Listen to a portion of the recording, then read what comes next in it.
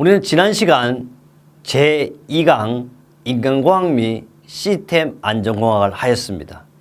이번 강은요, 세 번째 강입니다. 세 번째 강은 건설시공학입니다. 건설시공학은요, 41번부터 시작하겠습니다. 우리 이 41번은요, 다음 중 콘크리트 타설 공사입니다. 콘크리트 타설 공사와 관련된 장비가 아닌 것입니다. 콘크리트 타설 공사의 장비는 첫째 1번 피니셔, 진동기, 콘크리트 분배기가 다 콘크리트 타설하는데 필수적인 기계 기구입니다. 항타기는 뭐예요? 바로 말뚝박기에 사용하는 거죠. 그래서 이것은 말뚝박기 전용기계가 항타기가 되겠습니다. 답을 이렇게 쉽게 우리는 찾을 수가 있습니다.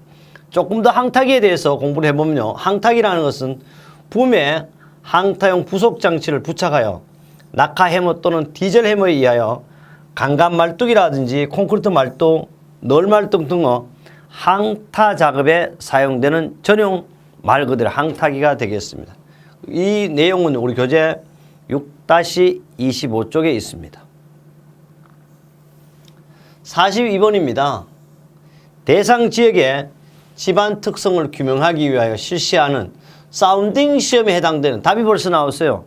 사운딩 시험의 대표적인 모래에 시험하는 거 뭐다? 바로 표준 간입 시험이 되겠습니다. 답은 표준 간입 시험. 조금 더 해설을 보겠습니다. 보면 표준 간입 시험이라는 것은요, 사질 집안의 밀도와 전단 강도를 측정하기 위해서 하는 것이죠. 그래서 대표적인 원위치 시험, 그래서 사운딩 시험이 되겠죠. 이것은 우리 교재 4-31에도 있지만 2016년 5월 8일 기사도 출제했습니다. 2017년 3월 5일, 5월 7일, 2018년 3월 4일 최근 문제도 출제됐습니다. 그래서 여러분한테 얘기했죠. 최근의 정보가 이번 시험에 바로 안전한 합격을 보장하는 겁니다. 지금은요, 제가 강의하는 이날은 2018년 8월 2일입니다. 111년 만에 최고 덥다는 날씨입니다. 저는 이 더위보다는 여러분의 안전한 합격을 필요해서 안전한 합격을 위해서 제가 여러분에게 혼을 바쳐 강의하고 있습니다. 그래서 이것은요, 합격한 분들의 문제입니다. 여러분도 이 기가 여러분 머리와 마음속에 전달되어 이번 시험에 안전한 건설안전 산업계사에 합격하기를 저도 함께 하겠습니다. 그렇다면 43번째 보겠습니다. 43번은요, 흙막이 공사 후 지표면이 제하 하중에 못 견디에 흙막이 벽이 바깥의 흙이 안으로 밀려 흙파기 저면에 볼록하게 쏟아오는 현상이 여기는 있어요. 이 그림이요, 그림을 한번 먼저 볼까요? 흙막이가요, 견디지를 못해가지고 이래 올라오는 현상이죠. 이래 보통 여기에서 흙이라 얘기했잖아. 뭐예요 이거는? 당연히 흙막이 벽이 견디지를 못해 흙이 부풀어 오는 현상이 바로 뭐다? 바로 이것은 히빙이 되겠죠. 만약에 모래와 물이 뿜어온다면 뭐요? 보일링이 된다. 이 문제는요, 사실 시공학에서도 나오지만 5과목 건설안전기술에서도 엄청 자주 나오고 실기 필답형에서도 출제되는 문제가 되겠습니다. 그렇다면요, 조금 더 보겠습니다. 흙막이 공사하고 지표면의 제하 중에 못 견뎌 흙막이 벽의 바깥에 흙이 안으로 밀려 흙파기 저면이 불룩하게 생긴 현상은 바로 히빙 현상이 답이 되겠고요. 히빙이라는 것은 흙막이나 흙파기를 할 때 하부 지반이 연약하여 흙파기 저면선에 대해 흙막이 바깥에 흙의 중요한가 지표 제하 중에 중요히 못 견뎌 저면 흙이 붕괴되어 바깥에 흙이 안으로 밀려 불룩하게 이러한 현상이 발생하는 걸 가지고 우리는 히빙 현상이라 그러는데요. 히빙을 방지하기 위해서는 강성이 큰 흙막이 벽을 양질의 집안 속에 넣고 깊이 밑둥잡이를 이렇게 집어넣거나 집안을 다른 흙으로 완전히 바꿔버리거나 또는 지하 수위를 아래로 저하시키거나 안 되면 설계 변경을 하더라도 히빙 현상을 막아야 합니다. 이 내용은요, 4-27 히빙과 보일링이 되어 있지만 우리 6-에도 나올 것이고 2017년 9월 23일, 2018년 3월 4일 최근에도 출제되었던 문제가 되겠습니다. 지난 우리 42번에도 얘기했지만 바로 최근 문제가 안전한 합격을 좌우한다. 그래서 정보가 있어야 된다. 무엇인지. 정보 없이는 안 됩니다. 주식을 사기 위해서도 뭐가 있어야 돼? 정보가 있어야 됩니다. 특히 합격하기 위해서는 정보가 있어야 됩니다. 정보 얘기를 하면요. 제가 이런 얘기예요. 저는 36년 동안 책을 쓰면서 저의 전화번호와 책 뒤에 저의 모든 양력을 공개하고 있습니다. 그래서 제가 017-321-2787 30년 전부터 전화를 바꾸지 않고 있습니다. 어떤 출판사 항의 전화가 막 옵니다. 왜 책 표지에 전화번호를 넣어가지고 우리 출판사를 못 살게 하냐고. 아니 당연히 저자가 책을 팔고 책을 썼으면 떳떳하게 나의 신상을 공개하고 365일 24일 상담해야 되는 게 답 아닙니까? 그런데 이게 답하는 게 잘못되고 반드시 나를 도라이로 모으는 거야. 그 사람들이 바로 도라이입니다. 아직도 그런데요. 우리 수험생들은요. 저자도 없어요. 저자 전화번호도 없고 연락도 안 되는 책을 사보는 그런 사람들이 있습니다. 그런 사람들이 바로 나는 잘못된 거지. 정상이 잘못됐고 이상이 정상이 되고 정상적인 사람을 도라이라고 몰아붙이는 시대가 요사이 또 있는 것 같습니다. 그러나 여러분은 안전한 정상적인 합격이 될 것입니다. 44번째요. 철골공사에서 쓰이는 내화 피복 공법의 종류가 아닌 것은 내화 피복 공법에는 첫 번째 대표적인 것이 성형판 붙임 공법이 있습니다. 또 뿜칠 붙임 공법도 있습니다. 그 다음 세 번째요. 미장 공법도 있습니다. 네 번째 나중 매입 공법이에요. 나중 매입 공법이라든지 가동 매입 이거는 뭐요? 기초 볼트, 앵커 볼트 그 매입하는 공법이죠. 그래서 틀렸어요. 나중 매입 공법이라는 건 기초 앵커 볼트 자리를 콘크리트 채워지지 않도록 탓을 하는 거고요. 나중에 볼트를 묶고 그라이팅을 고정함으로써 위치 수정이 가능하고 기계 설치라든지 나중 매입 공은 소규모 공사에 이용되는 것이 나중 매입 공법이 되겠습니다. 45번째 부의죠. 가치공학입니다. 부의 적용 시 일반적으로 원가 절감의 가능성이 가장 큰 단계는 건데 무엇인데요? 여러분 제가 항상 이런 그림을 그려요. P, D, CA죠. 계획이에요. 계획. 계획 단계 해야 돼요. 계획 단계. 계획 단계 해야만 원가를 절감할 수 있어요. 그러니까 계획이 기획 설계 단계죠. 답은 1번입니다. 조금 더 공부를 하면요. 건설 현장에 필요한 기능을 품질 저하 없이 유지하며 가장 적은 공사로 적은 비용으로 공사를 관리하는 원가 절감 기법이 바로 가치공법, V 엔지니어링이죠. 원가 절감 가능성이 큰 단계는 기획, 설계 단계가 되겠습니다.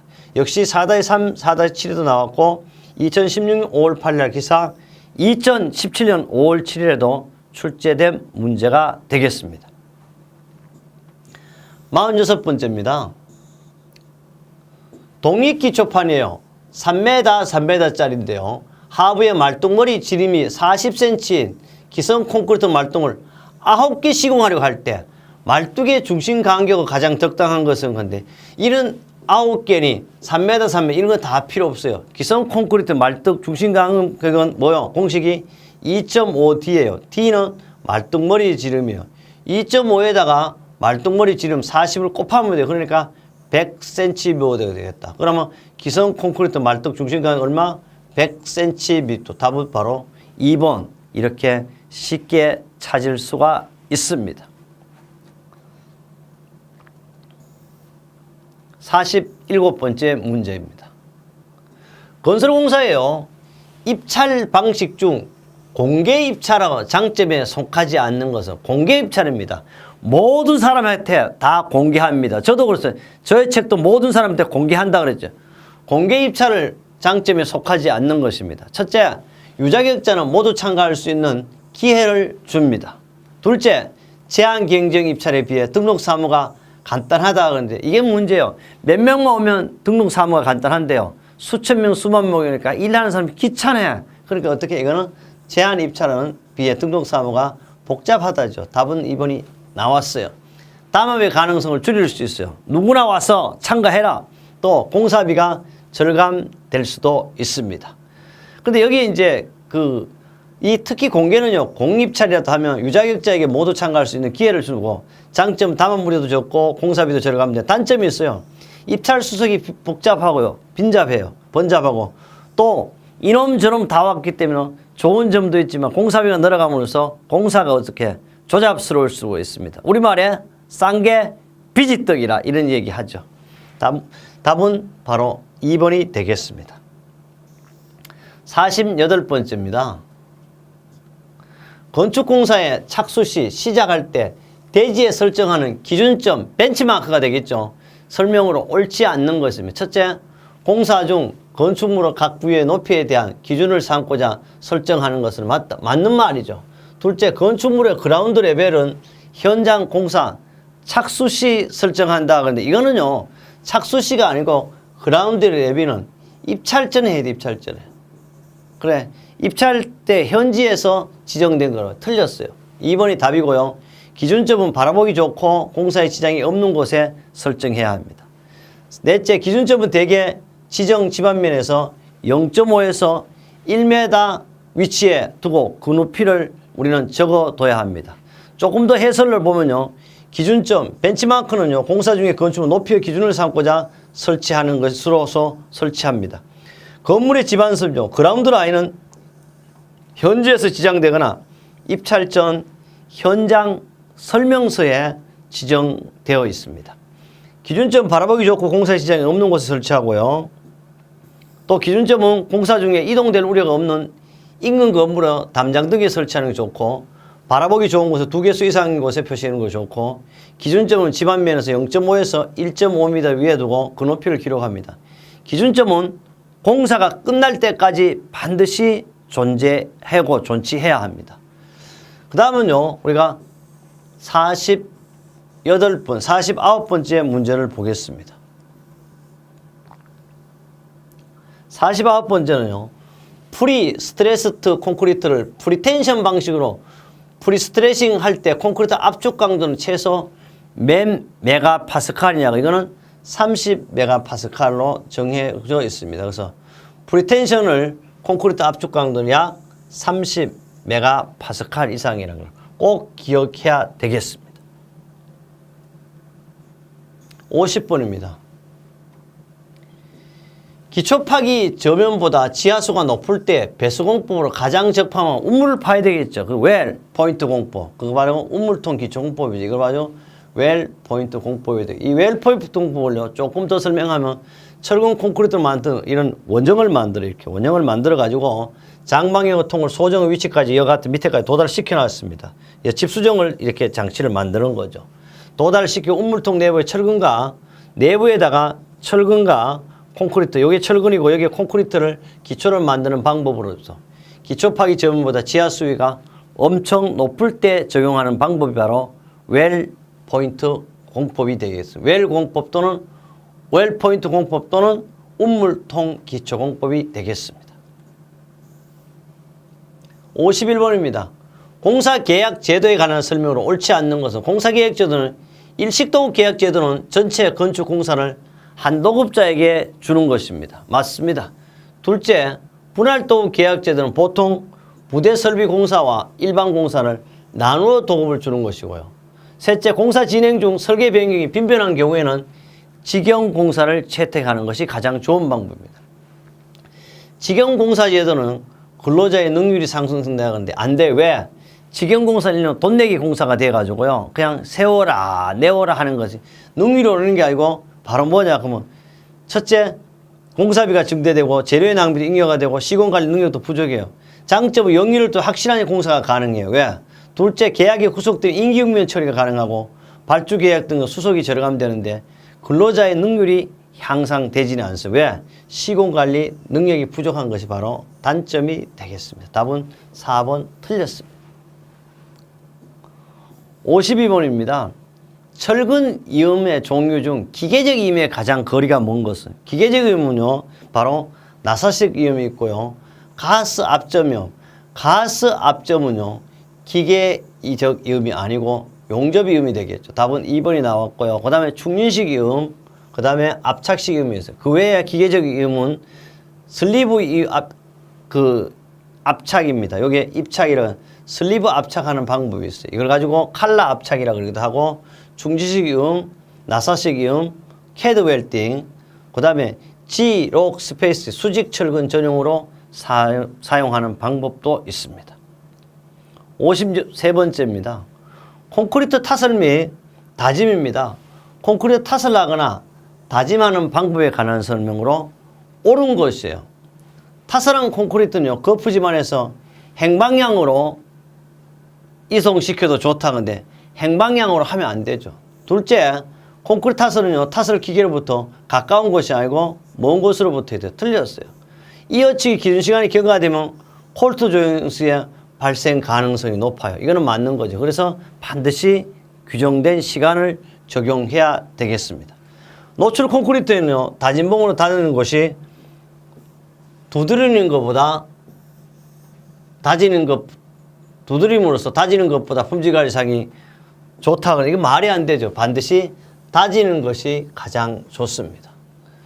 콘크리트 부어넣기 치기에 조금 더 설명을 하면요, 이걸 콘크리트를 부어넣는다는 말을 치기 또는 타설하기 이렇게도 할 수 있습니다. 콘크리트 기둥은 기둥과 같이 깊이가 깊을수록 묽게 하고 상부에 갈수록 댐비브나 기포가 생기지 않도록 해야 되겠죠. 두 번째는요, 주입 높이는 될 수 있는 낮은 곳에서 주입하고 보통 1.5m, 최대 2m, 2m 이상 높은 곳에는 홈통, 깔때기 등을 사용합니다. 셋째, 콘크리트 부어넣기는 낮은 곳에서부터 기둥, 벽, 계단, 보, 바닥판 등의 순서대로 부어나가는데요. 초고층에 탓을 할 때는 피스톤으로 압송하는 방법이에요. 요것도 우리 5번째 과목 건설 안전기술에서 잘 나오고 있습니다. 넷째, 일단 계획한 작업 구역은 완료될 때까지 계속해서 부어는 쉬면 안 돼요.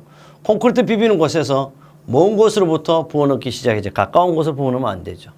한 구역에 있어서 콘크리트 부어넣는 표면이 거의 수평이 거의가 아니고 동일하게 해야 합니다. 이것은요, 우리 4과목에 나오지만 6과목에도 잘 출제되는 부분이 되겠습니다.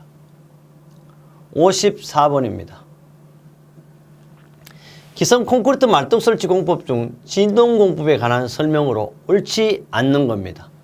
정확한 위치에 타입이 가능합니다. 둘째, 타입이 물론 뽑을 때도 가능한 인발도 가능하죠. 경질 집안에는 충분한 간이 깊이를 확보하기 어렵습니다. 너무 단단하니까 어렵고요. 사질 집안에서는요, 진동에 따른 마찰 저항이 너무 커요.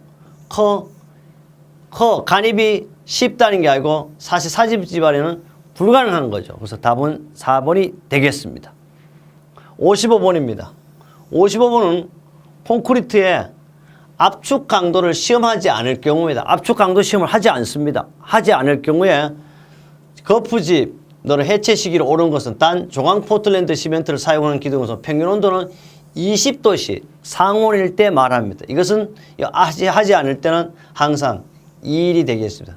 도표로서 확인토록 하겠습니다. 도표를 보면요, 시멘트의 종류예요. 시멘트 종류는 조각 포틀 시멘트라고 그랬거든. 온도는 얼마?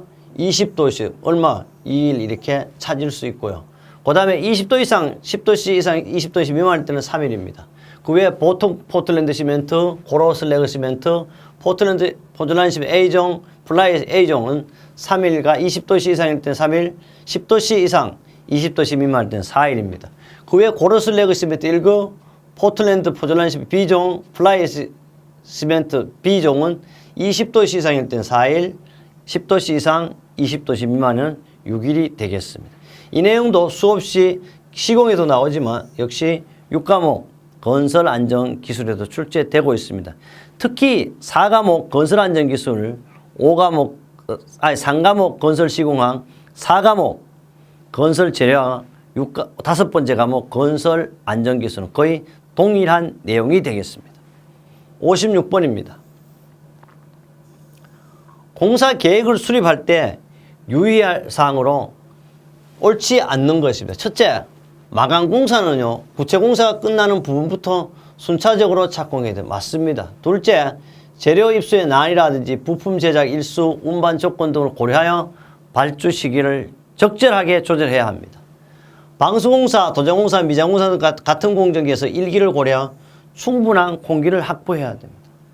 넷째, 공사 전반에 쓰이는 모든 시공 장비는 착공 개시 전에 현장에 반입하도록 조치해야 돼요. 말도 안 되는 이렇게 했을 때 큰일이 납니다. 왜? 돈도 감당 못하지만 반드시 필요할 때 장비를 이동시켜 입고시켜야 합니다. 쉽게 우리는 찾을 수 있는 문제라고 생각합니다.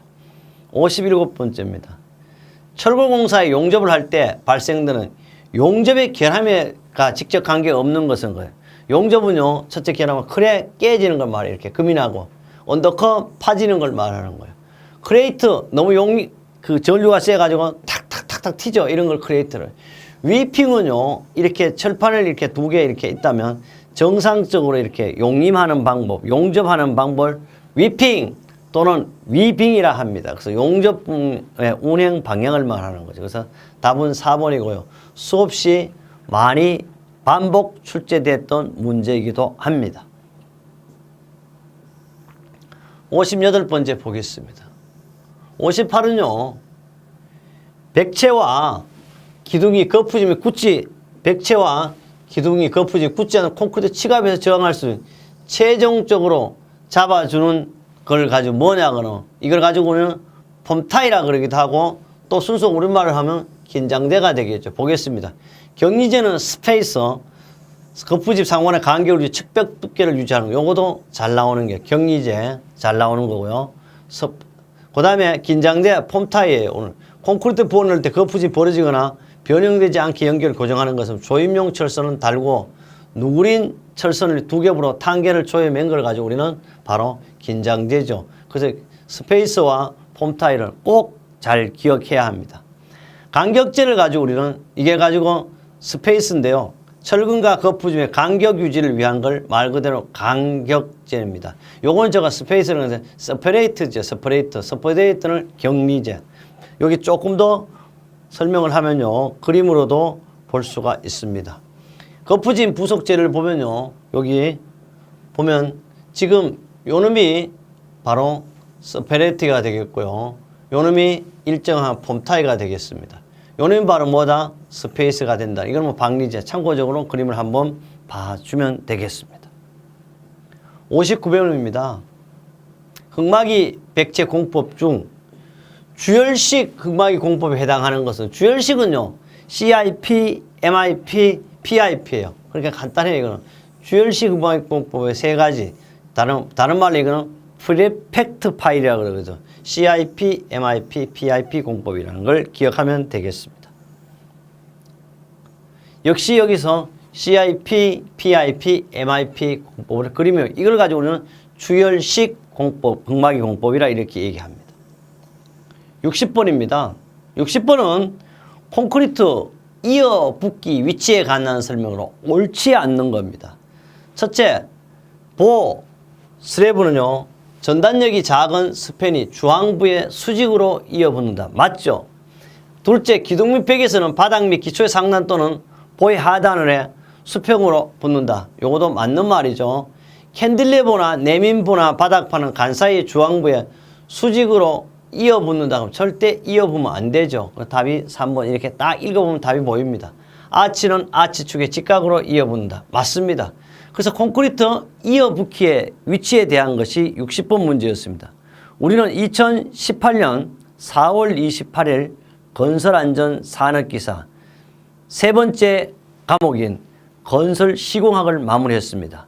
다음 강의에서는요, 네 번째 과목인 건설 재료학입니다. 건설 재료학도 여러분의 안전하고 완전한 퍼펙트한 100점 만점의 100점 강의를 위해서 제가 함께 하겠습니다.